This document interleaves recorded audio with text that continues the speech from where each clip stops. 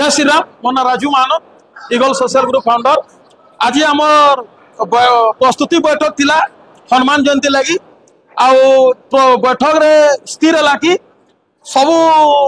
माने शांति श्रृंखला केनता हेबा भाईचारा रे केनता हेबा आमे आमर जेंटा जो संस्कृति परंपरा सेटा केनता आउ भल करी नै करबा पूजा पाठ करमु से ऊपर बैठक हला। हनुमान जयंती रो इतर विशेष आकर्षण एटा होची कि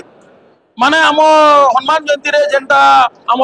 मुस्लिम भाई माने आम ख्रिस्टियन भाई माने आम सिख भाई माने समस्ते आसीतिले आरो समस्ते मिसी करी केनता माने भाईचारा रो प्रतीक केनता प्रेम रो प्रतीक माने से जिनिस के आम इतर नै सबु पड़ारो सबु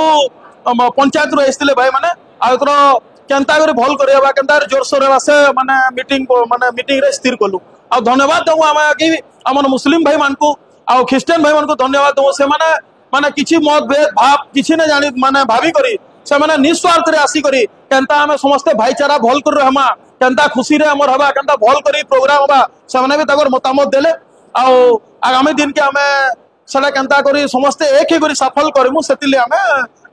मीटिंग रखिथि। आज हमर बैठक रे 300 ରୁ 400 युवक आइतिले जेंडा कि पंचायत रो खलियापल्ली पंचायत रो आइतिले तापर बरहागुड़ा रो आइतिले तापर तुरा आइतिले टाउन रो सब पड़ा रो आइतिले हमर जेंडा कि विभिन्न भाई माने सब ताकर मतामत देकर आसले बहुत जोर रे करमुली समस्त उत्साहित हो छ।